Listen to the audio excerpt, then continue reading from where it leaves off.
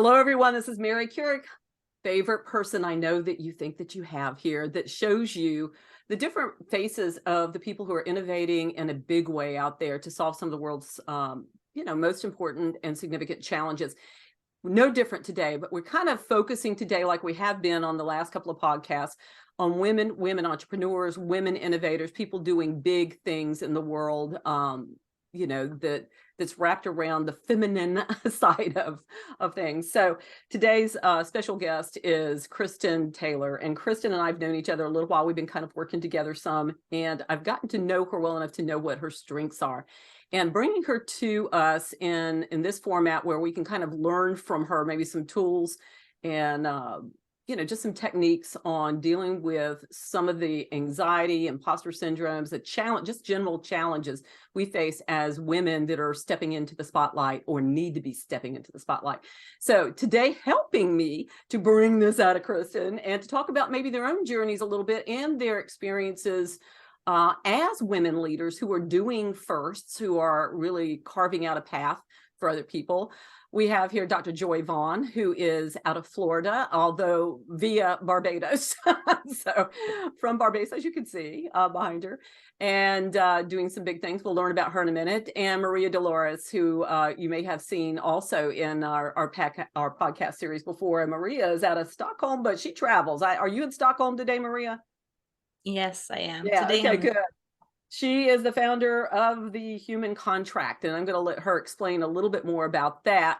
So let's start with you, Maria. We're going to start with our co-host today. So Maria, tell us a little bit about you and the Human Contract, just a little bit, and then we're going to have Dr. Joy chime in a little bit about herself, and then we'll head on to Kristin. So Maria, you have the floor. Thank you. Thank you. First of all, thank you, Mary. I just love to join you and to be co-hosting here. It's such a pleasure. And, all the ladies that are here on this platform is so empowering. My name is Maria Dolores. I'm Swedish. My background is with human resources and leadership. And I'm the founder of the Human Contract Foundation. So the Human Contract is about our human rights and our human responsibilities. 7 principles of human dignity that is basically leadership for citizens, that we have both rights and responsibility for. And the 7 principles is body, thought, and emotion, that we have rights and responsibility for our physical and mental health. And then interpersonal, communication, movement, and life, that we have rights and responsibility in how we act and interact with each other. And then the 7th principle is about our collective global rights and responsibilities. So that is the Human Contract. Thank you. Beautiful. Yeah, Maria, tell us when you started that project. Yeah.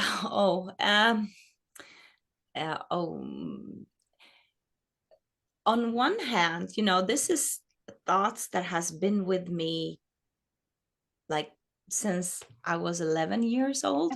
Okay. On one hand, and then on the other hand, it just formalized like 2 years ago, and the structure that we have now with the Human Contract Foundation and the institutes around the foundation is a lot thanks to my co-founder Stefan Heinz, and to have the structure of the vision that I've had a long time, and this is a foundation for the coming 100 years, how we as a humanity, both to deepen governance but also to how we can collaborate and to really create a global local world. Yeah. Perfect. I'm really well said. Dr. Joy.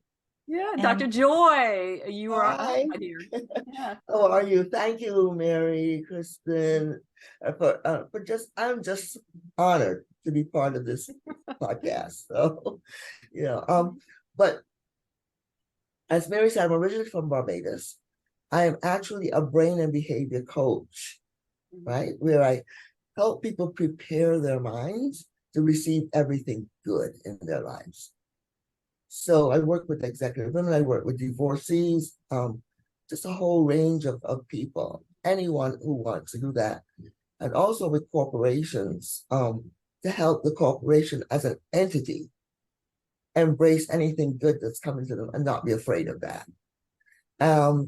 So I'm a resilient person. So Mary will know I've had a lot of ups and downs, like all of you, but my platform is resilience. And post-pandemic, I wanted to do something very special for people and for corporations. So we created this Business Resilience Summit in Paradise in Barbados. And that's what I'm up to now, really bridging the gap and having businesses look at where else they can go, where else they can be on their journey to being resilient. And it's all about shifting your mindset, getting outside of yourself and being willing to step out beyond your borders. So that's who I am. Perfect. Love it. Yeah, that's a first as well. I think what you're doing, Dr. Joy, I don't think that's ever been done. Am I correct? Never No, been it done. hasn't. They've had people come in and have talking heads. This is not a talking head conference. Yeah, this is a do. Yeah, people have to do. Kristin, now we finally get to you. And I know when we were on our podcast last time, you got a chance to just say a little bit about yourself, but we want to know really a little bit more personal story, if you can share from your background, what brought you into doing what you're doing and how you're formulating your gifts to push them forward into the enterprise environment.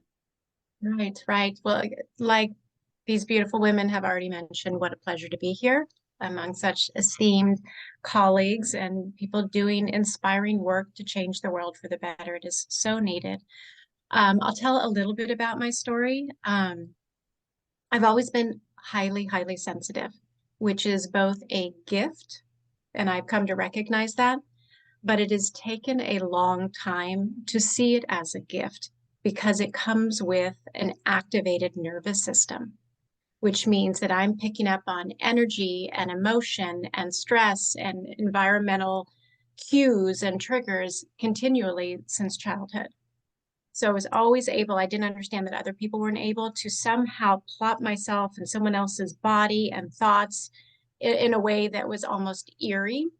But it meant that as this little girl, I felt like I was carrying much more than just my own experience. And it was very stressful.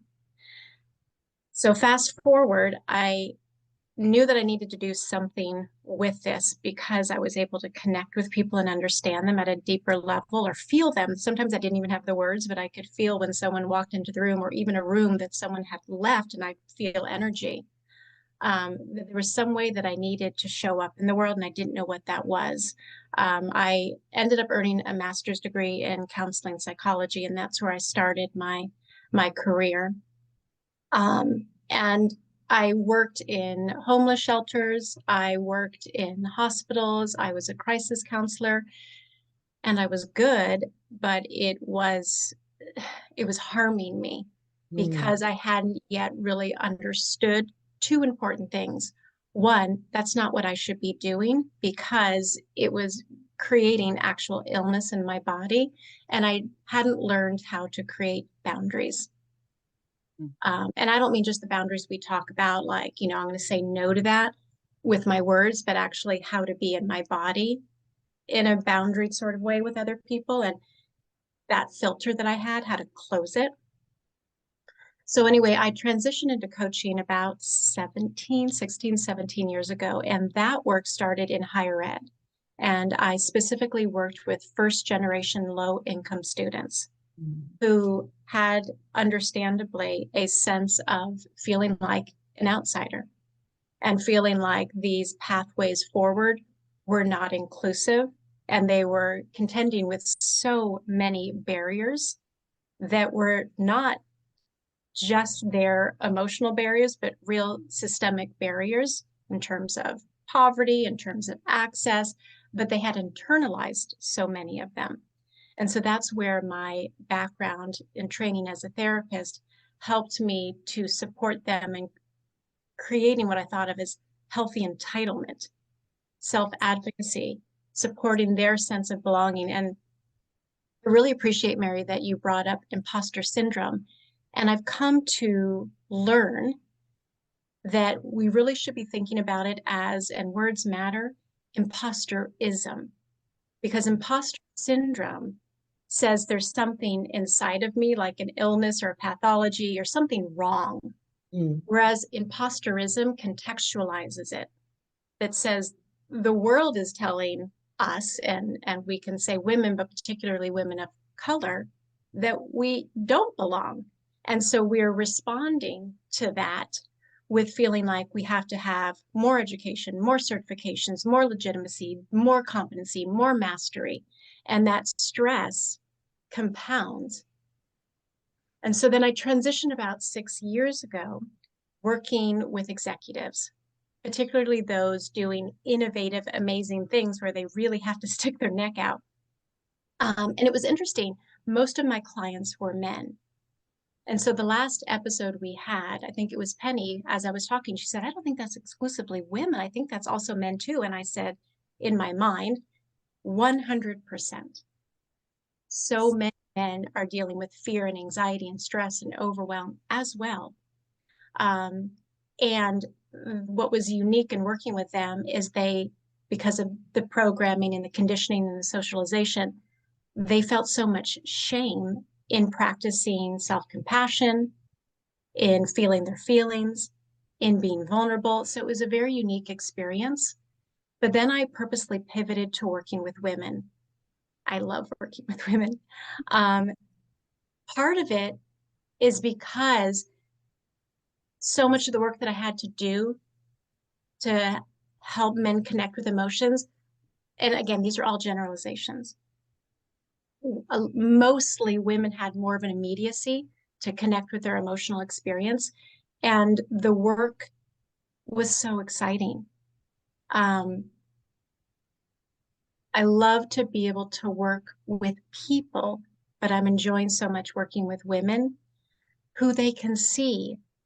I am so connected to purpose. I see where there is pain. I see where I can help. And yet I have this very unwarranted, and that's my work with them, to recognize that the self-doubt is unwarranted. I have unwarranted self-doubt that is interfering. I teach people about nervous system regulation because it's one thing to reframe our thoughts, which is incredibly important. But if our bodies and our nervous system, and this is why I started with how sensitive I was as a child, if our nervous systems are dysregulated and chronically so, this is just neuroscience. We just go with all the neural networks to the stress response so quickly that it's hard to be in our prefrontal cortex, and our body is like, danger, danger, danger. I can't reframe my thoughts if I'm just trying to survive in the moment. So I love to be able to work with people and help them, whether it's through breathing or movement. And then much to, and I don't have my glasses and I just forgot your name, Joy. That's what I thought it was, and I didn't want to say it incorrectly. Much to what Joy was saying, it's so important to be able to reframe our thoughts and to understand our thoughts, our feelings, our beliefs. Once the body is stabilized, then you can re-examine that and really understand who you are as the vehicle to implement change like these, all three of you, and I'm sure so many people who are going to tune in can relate to. That's great. Kristin, that was terrific. I was taking some notes while you were talking, and I think it's a great liftoff point, because I wrote down and was thinking about this before we came to the podcast, and I'll put it out there and see what the other ladies say. But one of the things that I think that I've experienced in the past was when you get to the point of anxiety is that people pleasing aspect of work, and working hard to make sure everybody is content, happy. It's the mother in me, I guess. I don't know. It's just, you know, how you have enough kids. It's like, okay, everybody gets an equal share. Now just be quiet and sit down. And it's like, and be good. And so in a sense, when you're having to be the front facing person of your entity, and especially if you're doing big things that, you know, the environment that you're working in may be like, for me, it's largely, I'm probably the only woman in a lot of meetings. that I have. I mean, a whole lot of meetings. And so being that feminine presence in maybe sometimes a room full of bulldogs, not always, but, you know, a very masculine presence that's very, you know, forward, is interesting. But I think from the people pleasing standpoint, maybe that's where you feel like sometimes you're put in a box and you have to kind of stay in that little, I got to please everybody so they'll all like me, or I have to please everybody so that they acknowledge I'm here, you know, that I'm even here and that I get heard. Earning the right. Yeah. Yeah. And then you end up finding yourself, because of that, sometimes over promising, or you know, agreeing with things that you probably shouldn't do just because you're trying to appease everybody and make sure everybody's happy. So I think that, along with, you know, instead of reacting so fast, is training yourself to kind of sit back for a few minutes and really look at that as how it aligns with who you really are and what you need to be doing. But that's just one of my sort of pet peeves and experience that I'm always working on. I find that I know a name for it now. Didn't really realize it before, but understanding that and getting a hold of that is one thing. Practicing it when that is your lifelong experience from childhood is a little bit different. So ladies, what do you think? Anybody else have that sort of, or maybe something different that you're experiencing? Maria, you're shaking your head. So tell me. Yes. Yeah. So, you know, when I talk about that we have rights and you know, it's correlating so much, Kristin, to what you're talking about, the human contract, the first three principles. And that's why it's the first three, you know, our personal rights and responsibility, body, just like you said, our nervous system and how we are wired. And that's why it's the first, it's the primary, it's, you know, our vehicle, as you phrased it, which I love, and rights and responsibility with our thoughts and emotions. You know how we talk about that we have, you know, some people are wired or maybe born into, or that we have a constitution that we are either high empaths or low empaths, right? Empathic. And it seems to be like a conversation, like, you know, high empaths, they are the good people, and the low empaths, they are the bad people. But I would like to add another dimension, which is, you know, either if we have a smaller or more narrow perspective or broader perspective. I perceive, I'm not saying this is like a science, but I perceive people like Elon Musk, Steve Jobs as low empaths. However, they have broad perspectives. They bring, you know, they look at things, they are game changing in that way. People with low empathy with narrow perspective is more it's dangerous for themselves, and there's toxic surrounding. However, when you're high empath and have smaller, more narrow perspective, and I've been there myself, you know, I couldn't really identify, you know, is this my emotion, sort of less boundaries. I couldn't really have the broader perspective of understanding, now, is this my emotion, or, you know, is this person coming in? And when you broaden perspective, when you mature, you can see that, you know, you can distance yourself, and you can have what I call more of a integrity bubble. And when you can perceive the difference between this is my emotion and that's this other person, and when you can distance that, and to have high empathy still, but, you know, with boundaries, it's to mature as a human.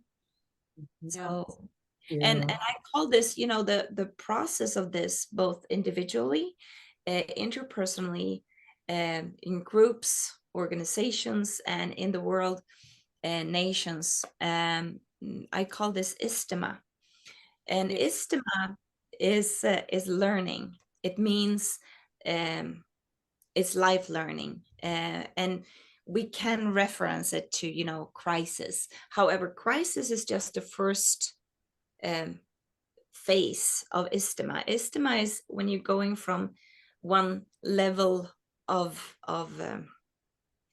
consciousness, if you like, or if you go from one perspective.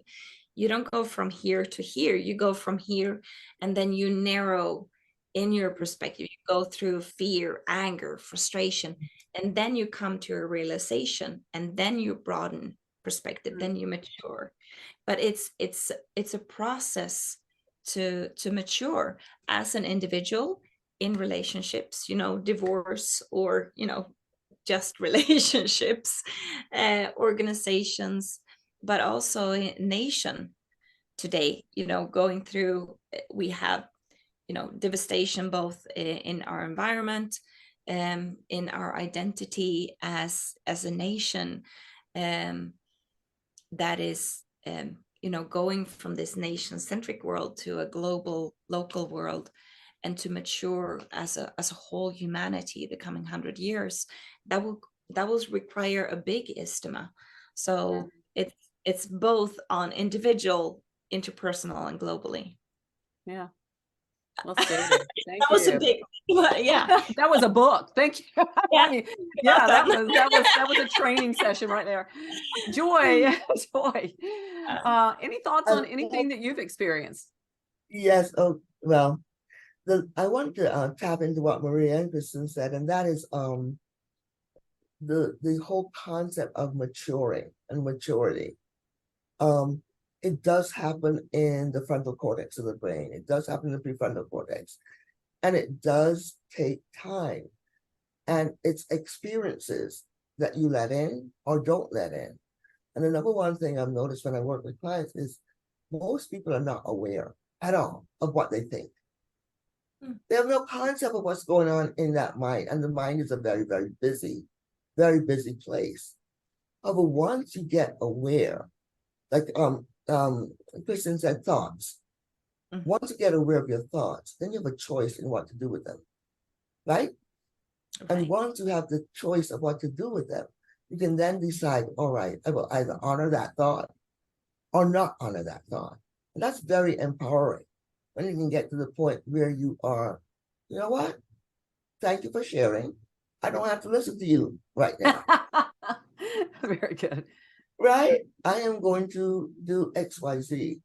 And I think one of the things, Maria, to your point, is sorting out all that noise in your head so that it really benefits you, so that you can become that person of, what is it, high impact, right? Where you High can, impact. where you can influence the world, if that's what you choose to do, because everything is a choice. And you don't have to. Look, we are all dragon slayers here on this conversation. That's what I call it, right? But not everybody wants to be a dragon slayer. And that's okay. Just find your little piece of heaven and stay there and work it. Yeah. Yeah. What I am honestly curious about is if we are actually born into constitutions of, you know, high or low empaths. I mean, it's a scale, but the point being to broaden perspective and to mature, whether you are born in a constitution of low empathic person, and also maybe not trying to judge that, but rather to see each person's potential, but also that we need to broaden perspective, being more mature and kind. Kind. Yes. Much more kind to ourselves and one another. Exactly. Exactly. Thank you for all that you shared. I'm just sitting here going, yes. Yeah. Like I found my tribe. It's just really, Nice to meet you. I want to loop back to what you were saying, Mary. Mhm. And I think what Joy and Maria are saying as well, it's mindfulness. So it's that self-awareness. And it's that ability to push the pause button. And thinking of what Joy said, it's, are you having thoughts and feelings, or are you being had by your thoughts and your feelings, and being able to recognize? So historically, perhaps as a childhood adaptation, this, they call it, speaking of pathologizing the disease to please, at some point in your life, I'm saying you, representing, I'm sure, so many people who can connect with what you shared, that worked really well, really quite brilliantly. And especially as a woman stepping into spaces where there were a lot of men earning their right, you can't just turn that off. But the mindfulness practice to say, and really mindfulness is only sustained present moment awareness without resistance. Because there's a reason we don't want to stay there, because we might be feeling things that are unpleasant or thinking things that we don't want to think. But it's actually noticing, oh, okay, this is what I'm believing, this is what I'm thinking. And in that place, if we can pause and have self-awareness, we have choice. This thought isn't helping me. I had a difficult day yesterday, and some intrusive thoughts were coming in, and I kept having to stop myself.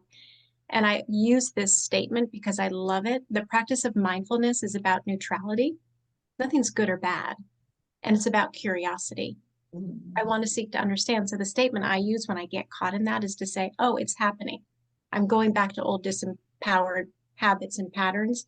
It's happening. And then breathing. And what do I want to think and feel instead?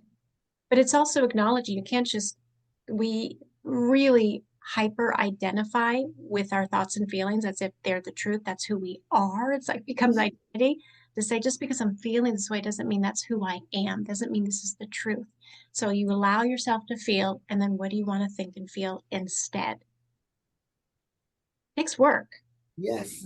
And Kristin, I love that, because yes, it does take work. So question, do you want to do the work? Yeah, right. Some people do not. Seriously, they don't. And as a coach, I have to recognize people just don't want to do the work. And I have to be okay with that. It's not your battle. No, it's not your battle. And I love, Maria, what you said about constitutionally, we just born this way. I have given so much thought to this, and I have lots of spiritual perspectives that maybe are for a different podcast, a different show. I'll say a little. I believe that in many ways we constitutionally do come in with a blueprint of how we are wired and move through the world as a way of learning lessons. I recently became certified in something called emergenetics, and it helps people understand thinking and behavioral preferences. And they put it into 4 quadrants. I'm thinking about the Elon Musks and so forth, and different people who just are oriented very differently through the world. Everyone is valuable. It's just the self-awareness of who we are, as well as knowing other people are different, and we need to speak to them and communicate to them differently than we would someone who's more like ourselves. So the 4 quadrants are, some people are more analytical, and they look at the world and they say, why? Why is this happening? I need to fully understand why this is the way it is, so that I can endeavor to change it if that's something that they want to do. Some people are very structural, and they look at everything and they say, how do I change it? What systems need to be in place? Some people look at the world and they're like, it's all about relationship. Who do I know? How do we connect? Where is there synergy? Whereas other people look and they say, I want to look outside the box. It's all conceptual. What if? And to be able to say, where am I? And where might this person be? Because if I am thinking, Maria, for example, if I'm thinking she is like me and it's all relational and she is more analytical, we're just missing one another. So it helps with working with teams, having conversation, recognizing that there are preferences, there are traits. How can we move together if we're all committed to a particular mission? Yeah. Well stated. Yeah. Go ahead, Maria. Yeah, and also I would really like to emphasize, which we've been talking about or touching, to recognize whenever we are in a toxic relationship, in a toxic environment, like in family environment or in a intimate relationship or workplace, that especially as high empaths, you know, you think I am the problem. And it doesn't have to be like that.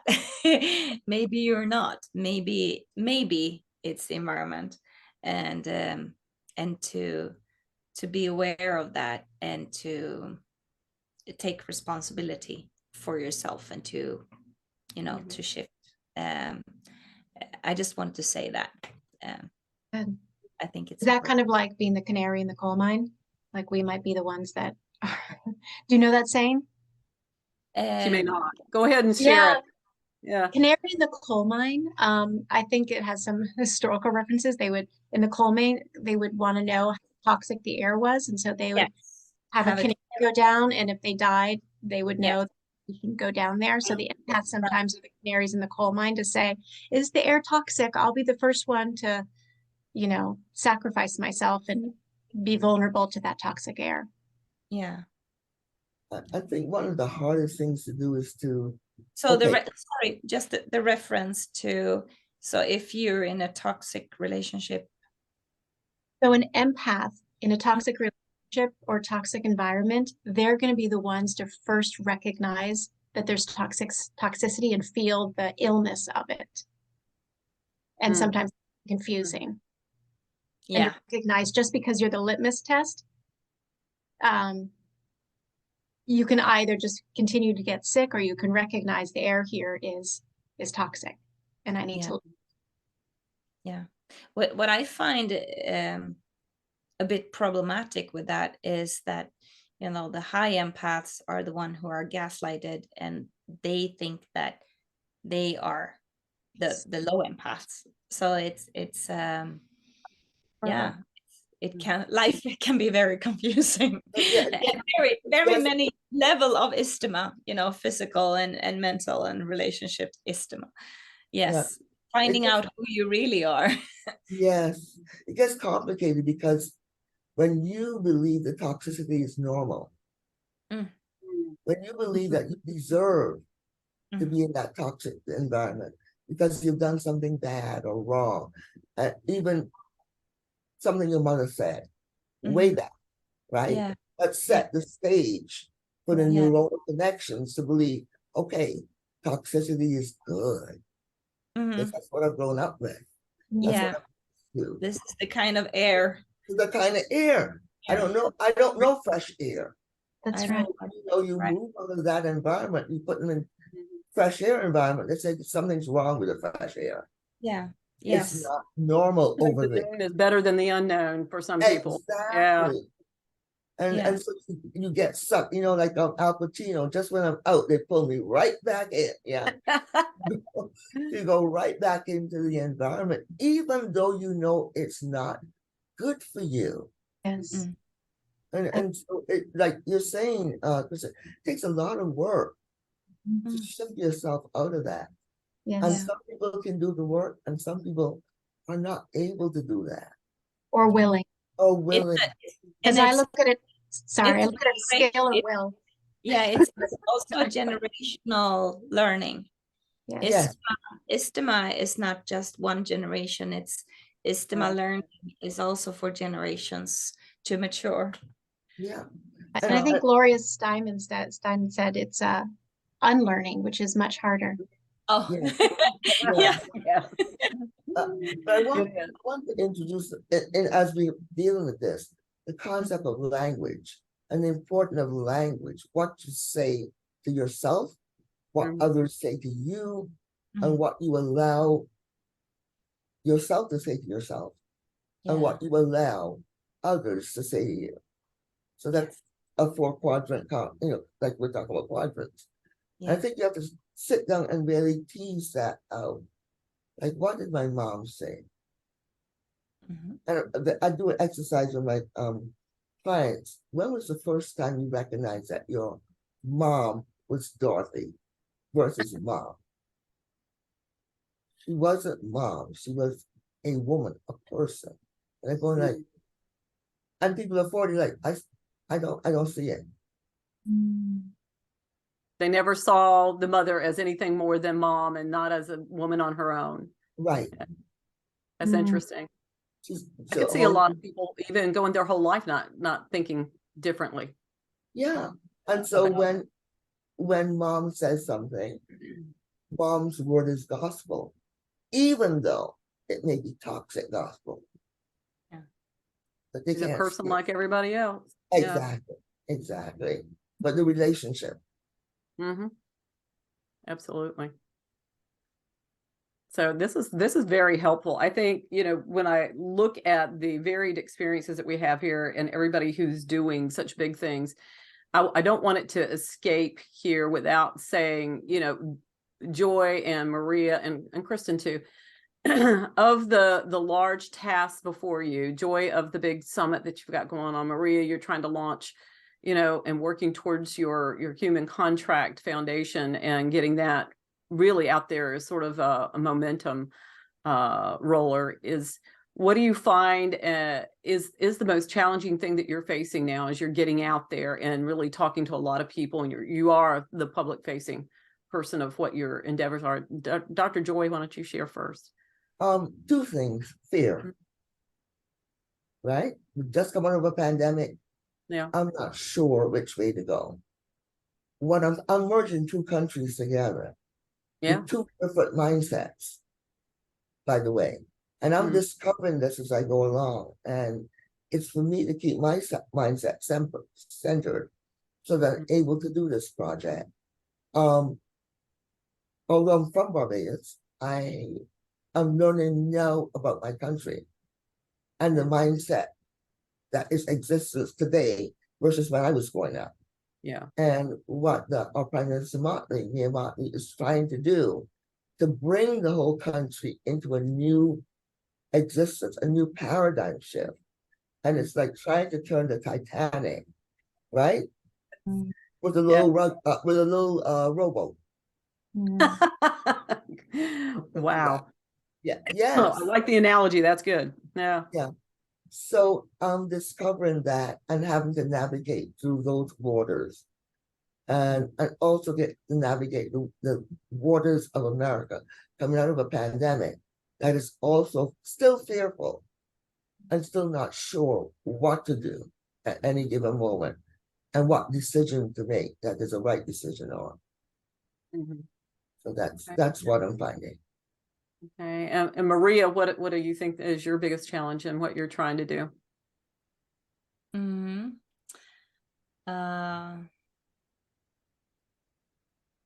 It's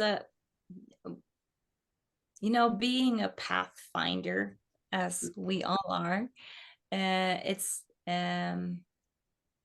both to trust the process and to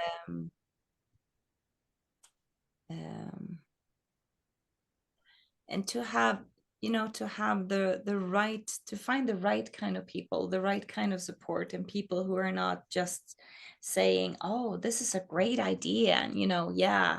Yes. But honestly stepping up and being there and saying, hey, I have these resources, I have this time, I have, you know, this money, I have these platforms, I have just like you are doing, Mary. I really appreciate that. So it's yeah. True like minds is what you need. Because that's what everybody is looking for. Whenever I talk to entrepreneurs and people who are doing big things, they're looking for like minds.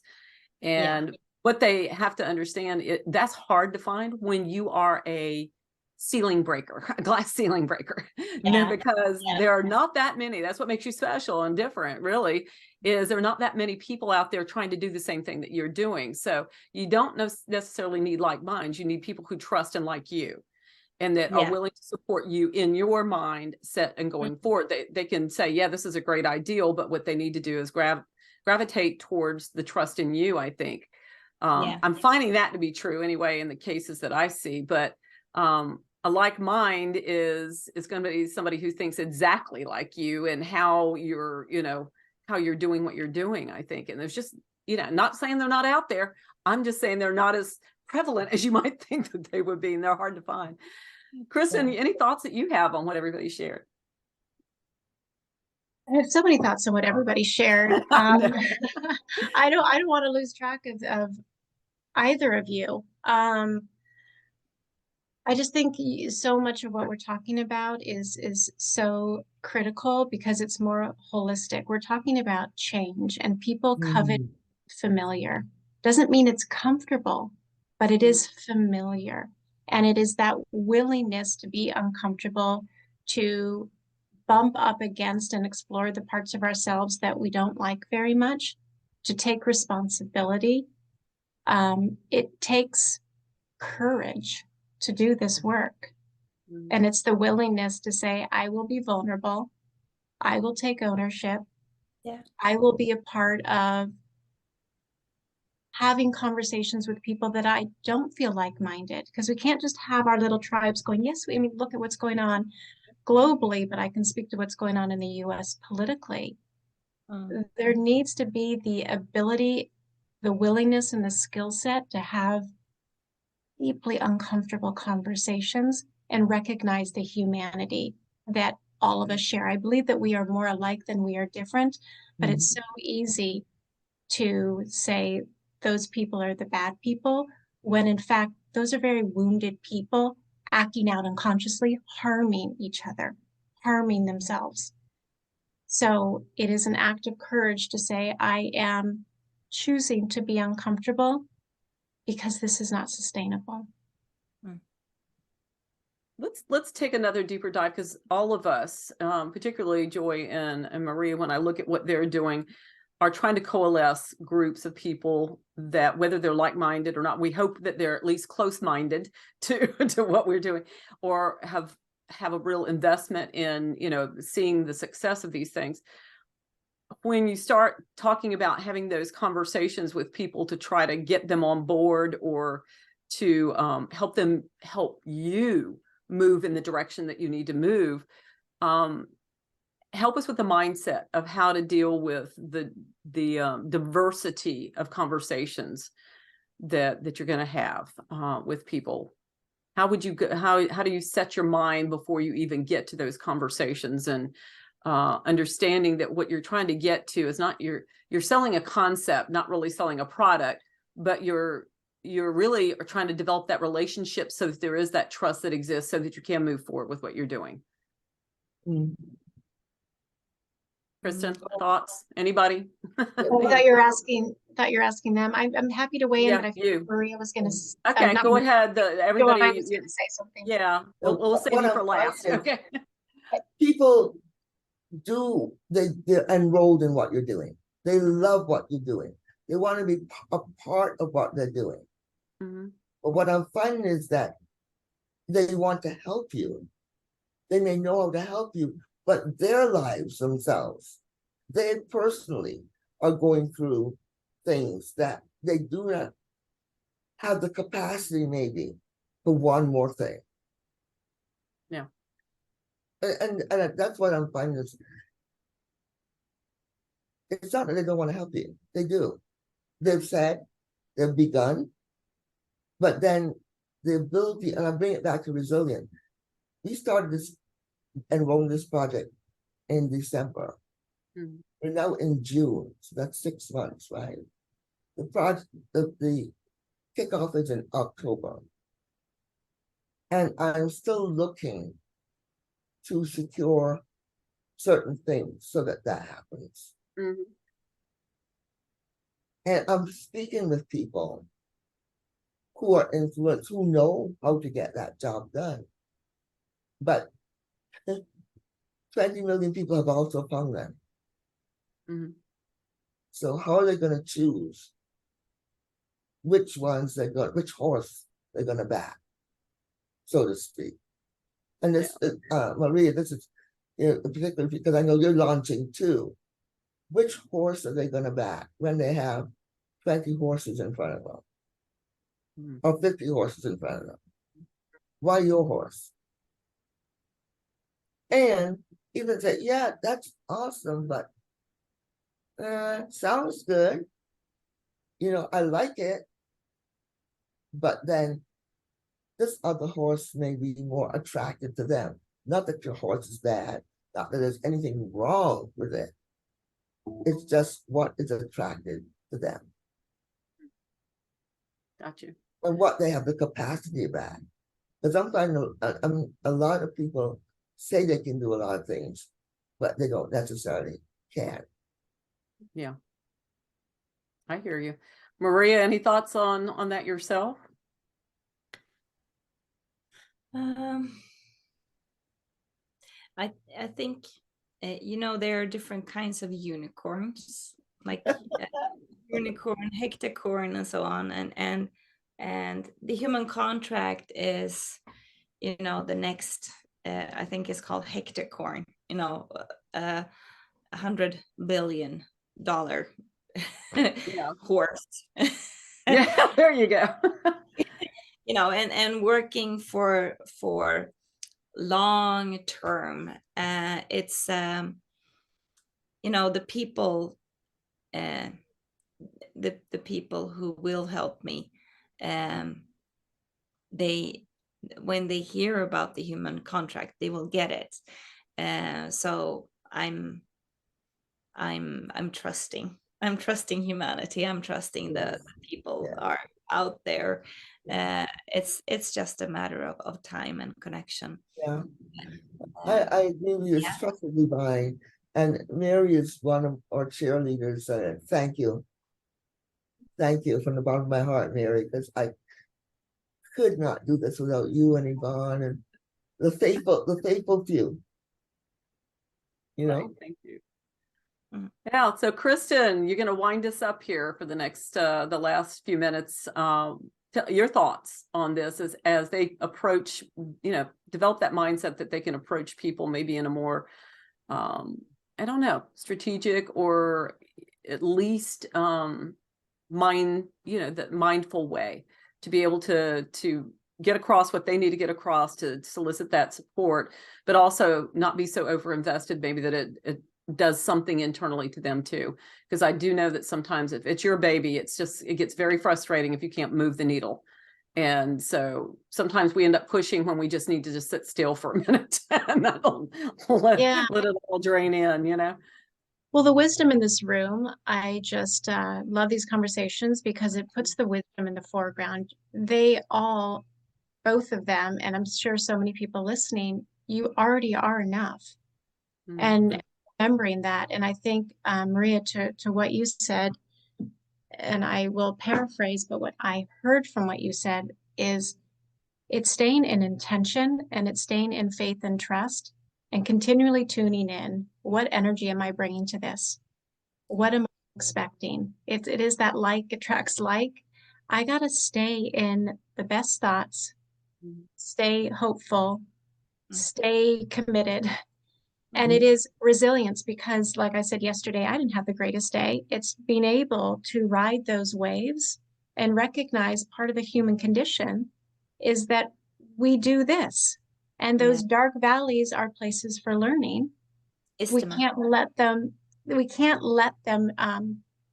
hijack us. We can't stay imprisoned to them, but recognize it's part of the human experience. It's a practice of courage and fortitude and continuing to every day get up and say, what do I need to do today to step into this precious life that goes by way too quickly so that ideally at my deathbed, I don't have regrets. Mm-hmm. What will my legacy be? True. Yeah. Very good. Very good. Thank you. That was a very good ending. That just puts us all in a smiling mode. So thank you, Kristin. Kristin, it's a pleasure as always to be with you, and Maria and Dr. Joy. Thank you so much for being on as co-hosts. I think we will do this again sometime, and we'll see who else we can bring in and have fun with. But we appreciate the honest experiences that you've shared, the information about your endeavors, and want to invite everyone to join in that is listening and that feels supportive to everything that you're doing. Kristin, man, I'm not sure they wouldn't be lining up out there to go, yeah, I need this girl. I need to talk to her. I need this lady to help me with some things, because it's you do so with such a compassionate touch, and that is something I think we all need to adopt, is understanding that when you find those prickly places in your business, and when especially if you're doing big things, that you are going to run into that. Not everybody's going to be a like mind or, supportive mind, but knowing that there's a place that you can kind of go in your heart and your head that lets you slow down and not react, and understand really with compassion what that other person is all about, what they're going through. So thank you very much for all of that. And I want to tell everybody that would be watching here, if you're at one of our channels like YouTube or wherever, you can find this as a podcast anywhere pretty much that you get podcasts, Apple and Spotify and Radio Public, all of those places. And you will also be able to get this on our website at www.frontrunnersinnovate.com, where you'll get the interview and lots of information about these ladies that you're seeing in front of you, and ways to connect with them directly through LinkedIn. So thank you again, ladies. And until next time, happy front running. So, now that you've heard the interview and the conversation, what exactly did you hear?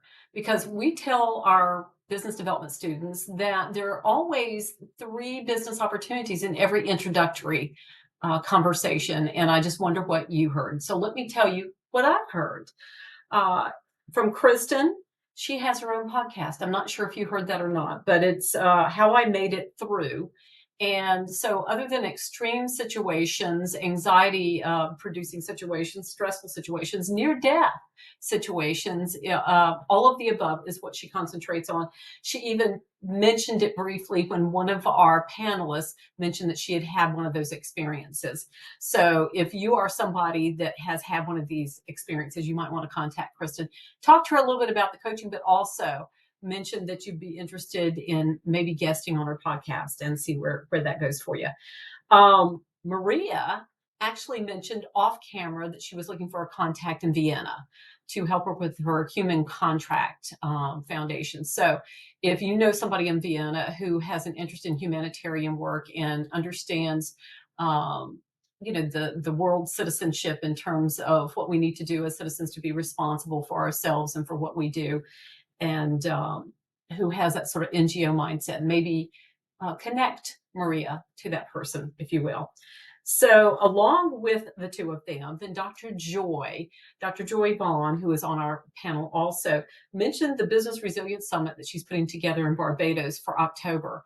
So she is looking for sponsors. She is looking for people who would like to attend, people who would like to do business in Barbados, because there will be plenty of those opportunities with decision makers that are responsible for economic development in every aspect in Barbados there. So if you're interested in that, be sure to connect up with Dr. Joy. So those are the ones that I saw. Wonder again if there was anything else that you may have seen there that I missed. So if you are interested in business development the way that we do it, feel free to contact us and let's have a conversation. Until then, just know the world needs more front runners like you. Bye-bye.